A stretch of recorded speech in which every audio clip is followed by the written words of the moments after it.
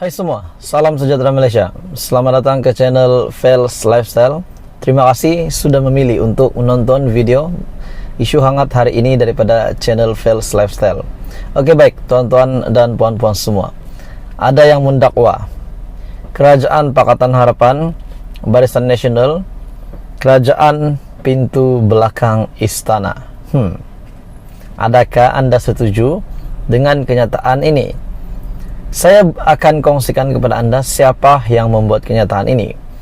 Tetapi tuan-tuan dan puan-puan, tidak kiralah siapa yang mengongsikan status ini yang mendakwa bahwa Kerajaan Anwar Ibrahim dengan beberapa gabungan parti politik yang lain, Barisan Nasional, GPS, JRS, Warisan dan sebagainya, dikabarkan adalah Kerajaan Pintu Belakang. Sekiranya kamu tanya saya tak setuju. Saya langsung tak setuju dengan perkara ini. Sebelum saya menyampaikan hujah saya hari ini, saya meminta jasa baik kerja sama kamu untuk tekan butang subscribe, like video ini, dan juga share video ini kepada kawan-kawan Anda yang mungkin tidak tahu dan mungkin meminati status kerajaan hari ini. Adakah benar kerajaan PHBN ini kerajaan pintu belakang?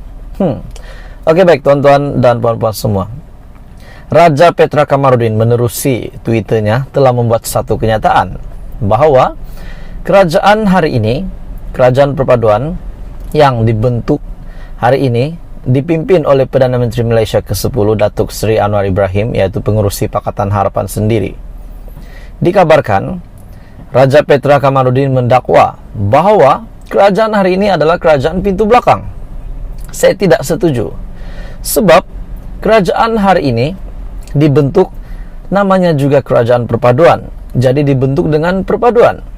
Kenapa Raja Petra Kamarudin membuat dakwaan bahwa kerajaan PHBN kerajaan pintu belakang istana? Saya juga ingin bertanya pendapat Anda semua. Bagi saya juga ingin berkongsi pendapat dengan Anda semua. Bagi saya, ini salah satu penderhakaan yang berlaku kepada Kebawah Duli Yang Maha Mulia yang di Pertuan Agong. Salah satu derhaka yang berlaku kepada Istana Negara. Kenapa saya cakap begini? Sebelum ini pada PRU 15, setelah keputusan rasmi di mana tiada satu parti politik pun, gabungan parti yang mempunyai kerusi yang cukup, majoriti yang cukup membentuk kerajaan. Dan pada akhirnya yang di Pertuan Agong, Al-Sultan Abdullari Ayatuddin Al-Mustafa Billah Shah telah membuat satu cadangan kepada semua ahli politik, dan terutamanya yang paling saya ingat kepada Muhyiddin Yassin. Anwar Ibrahim dilihat menerima cadangan yang di Pertuan Agong untuk mengadakan gabungan kerajaan perpaduan. Namun Muhyiddin Yassin, pengerusi Perikatan Nasional yang juga menjadi calon Perdana Menteri pada PRU 15, yang mahu mencipta sejarah seperti Mahathir Mohamad, ingin menjadi Perdana Menteri 2 kali, telah terang-terang menolak cadangan yang di Pertuan Agong, tidak mahu mengadakan kerjasama dengan mana-mana parti politik, khususnya Pakatan Harapan. Mereka sudah menetapkan di dalam parti gabungan itu, yaitu Perikatan Nasional, untuk tidak akan bergabung dengan Pakatan Harapan, sebabkan itu adalah ketetapan parti tersebut. Muhyiddin Yassin sudah menolak, dan akhirnya minit-minit terakhir menerusi apa yang dinyatakan oleh Hadi Awang bahwa memperumpamakan politik pada PRU 15, keadaan politik pada ketika itu, bahwa pengadil telah berat sebelah dan akhirnya memberikan kemenangan kepada pihak lawan, yang mengatakan ataupun menyindir kerajaan perpaduan hari ini yang dibentuk oleh Datuk Seri Anwar Ibrahim, yang menyindir keputusan yang di Pertuan Agong setelah Anwar Ibrahim bergabung dengan Barisan Nasional, GPS, JRS dan Warisan, yang lawaknya tuan-tuan dan puan-puan semua pada mulanya dilihat Muhyiddin Yassin Perikatan Nasional nampaknya mendapat sokongan daripada GPS, tetapi pada akhirnya GPS dilihat membuat satu keputusan yang sangat bijaksana, yaitu bergabung dengan Pakatan Harapan. Dan hari ini terbentuklah kerajaan perpaduan, terbentuklah menteri-menteri, timbalan menteri di dalam kabinet. Jadi, adakah Anda setuju dengan kenyataan daripada Raja Petra Kamarudin bahwa kerajaan PHBN ini kerajaan pintu belakang istana? Atau siapa sebenarnya kerajaan pintu belakang istana? Adakah PHBN ataupun Perikatan Nasional?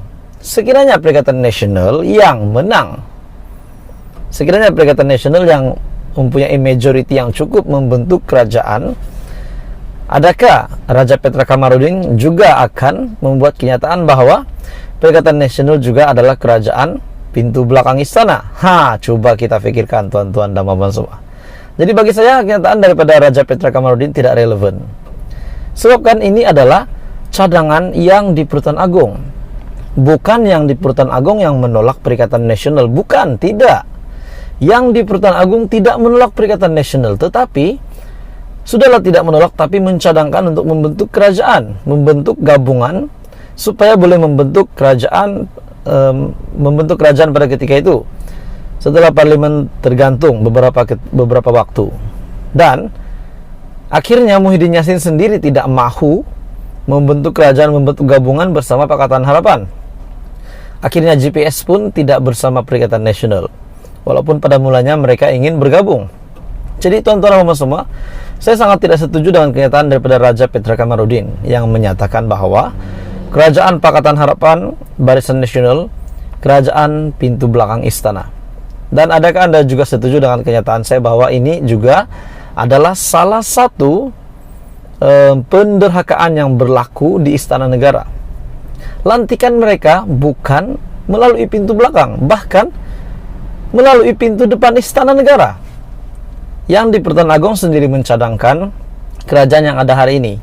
Dan akhirnya Datuk Seri Anwar Ibrahim yang mengangkat sumpah sebagai Perdana Menteri benar-benar sah, dan tiada apa-apa pun yang perlu dipertikaikan. Biasalah kalau ada yang mempertikaikan, bermakna mereka masih tak puas hati. Sedangkan undi percaya pada 19 Desember yang lalu pun Datuk Seri Anwar Ibrahim telah membuktikan keabsahan beliau dan membuat Muhyiddin Yassin terdiam, terduduk. Apa komen Anda tuan-tuan dan puan semua?